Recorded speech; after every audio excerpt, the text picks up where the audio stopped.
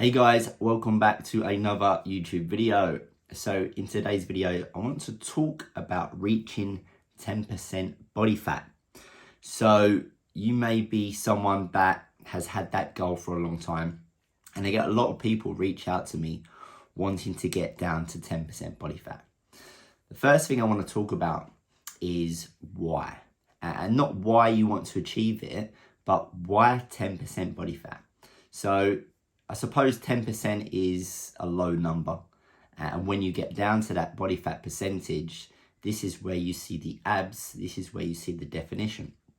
But sometimes when we get caught up in chasing those numbers, we lose track on what's the point. Why are we actually trying to get to 10%? So first thing that we need to look at is it's the look that we're aiming for rather than a number. And this will be the same as if you've got a weight goal. For example, I will get people come to me and say, I want to get down to 80 kilos. I might be 85 now, I might be 90 now, but I want to get down to 80 kilos. And then I would say to them, but why 80 kilos? Because what if you had to get down to 70 to get the abs? It's the look that we're aiming for. This is what I'm trying to get at here. So, but I do want to give you some steps and some advice on how we can get down to 10%, because it is nice to say, I've reached that number, I've reached that target, but at the same time, how do we actually know we are 10%? And this is another thing. You're not going to actually know if you're 10% body fat unless you have a DEXA scan. Yes, we can use body calipers, and there are scales, weighted scales that we can get on, but they're not accurate. The most accurate way is a DEXA scan, and most people don't go and get one of those. So yes, it's okay to have this goal, but we need to be focusing on the look. But I'm going to show you a few pictures here where I've reached 10%, and I'm going to show you a few pictures where my clients have reached 10%. And the thing that we've done to get to that low body fat is we had a plan that fitted us. And this is a big one here, because there's so much generic programs out there with specific calories that we have to follow, not knowing your body type, not knowing your goals. So we need to understand that the calorie intake that you have, that you're on, the amount of cardio that you're on has to be specific to you.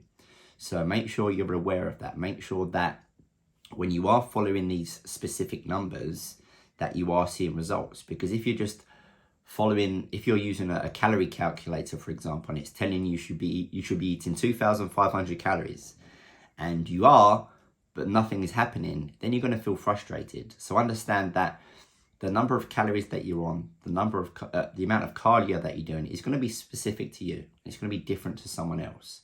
It's what works for you to make sure that you are chipping away at that body fat. Something that I see a lot of people struggle with when it comes to trying to reach that target is they're not eating enough protein.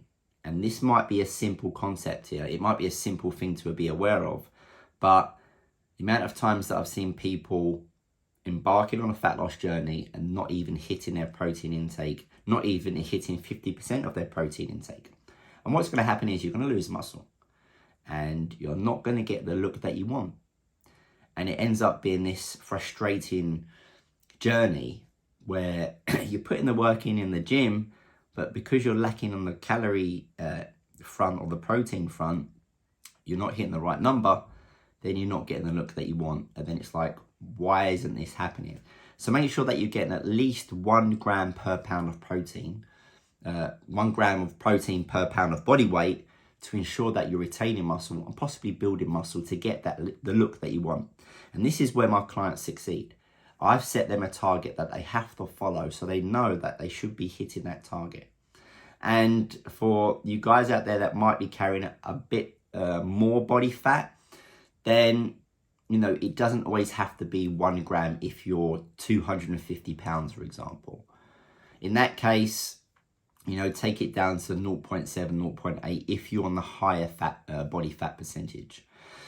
So we know that when it comes to losing body fat, when it comes to getting to that 10% body fat, we need to be in a calorie deficit. But we have to be consistent. And again, this is another struggle that people come across, because we might be starting at 25%. We get down to 20 and we're like, you know, we're in the right direction. And then we plateau and we're like, what's going on? And it's generally down to not being consistent with the basics, not making sure that you're tracking, not making sure that you're weighing yourself, not making sure that you're taking pictures. And what I do with my clients is make sure that every single week when we take pictures, when we take weight measurements, we see what we need to do to ensure we are progressing. If you're not doing that, then you're not measuring what's going on. So you're going to be frustrated, and it's like that goal is there and you're telling everyone you're trying to get down to 10% body fat, you're trying to get lean, but you're not tracking the data that you need to in order to get the result. Another thing, and I'm just going to reel off some of the things that I see when people are struggling to get to that, because most of the time it is the common themes. Dropping your calories, or should I say carbohydrates, too low. Now, we do need to drop our calories at some point, but you want to keep them as high as possible, especially your carbohydrates, because your carbs are going to give you the energy to be able to perform in the gym and keep that muscle fullness. Because again, it's the look that we're aiming for here. It's not necessarily the number, it's the look, it's the lean beach body look, the definition, the abs showing. And it's nice to be in the gym and see the physique changing. But if we're dropping the calories super low, or the carbs, should I say, super low, and the same for the calories, if we're dropping them too low when we don't really need to, you're going to look flat, and I'm saying flat, not fat, where there's no muscle glycogen, and it's not a good look. You've probably had it before where you're trying to get a pump and the carbs are not there. So make sure that you're keeping your carbs as high as possible. And yes, they have got to come down, but focus on keeping the food as high as possible while reducing when you need to. Another thing is sustainability. And I know I talk about this a lot, but it's a key thing to understand when you start this journey. And I say journey a lot because it is a journey, because we don't want to be thinking about a quick fix. And again, this relates to a lot of the things that I talked about when it comes to consistency, dropping the calories low. That's quick fix mentality. We want this to be efficient, and it has to be sustainable, because if you're doing it hard off the bat, then you're going to crash and burn. So make sure it's enjoyable, but understand that there will be times when you're getting around 15%, 14%, and you are starting to see the 2-pack, 4-pack coming through, you are going to get a bit hungry. Energy is going to drop, and this can put you off. You know, you want to feel great, right? But sometimes to push past those tough times, we have to endure some pain. And you hear this saying a lot, you know, if nothing worth having is easy. So push past those hard points, and when you start to kind of see the 6-pack, it's worth it. Now, you don't have to be in that low energy and hunger period all the time, because you start to reverse diet, you start to bring the calories out.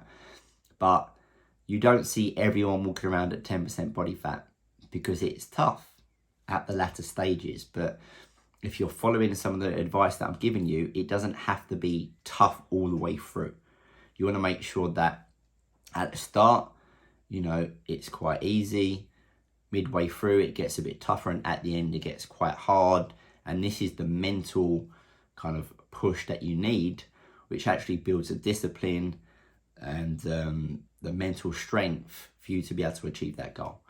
So when it comes to reaching that 10% body fat, we know that consistency, sustainability, and making sure someone keeps you accountable, like I said with my clients, I make sure that they're weighing themselves each week, taking photos, so we're seeing the data and we know what to change. But understand this is not going to happen overnight. As long as you're clear on, you know, It's a lifestyle change depending on where you've come from. If you've been someone that hasn't trained for a long period of time and you've just got back into the gym and you want to get this end goal of 10%, you have to be patient with the process. But again, as long as you're consistent, as long as you're following these steps that I've given you here, you'll get to that 10% body fat. See you in the next video.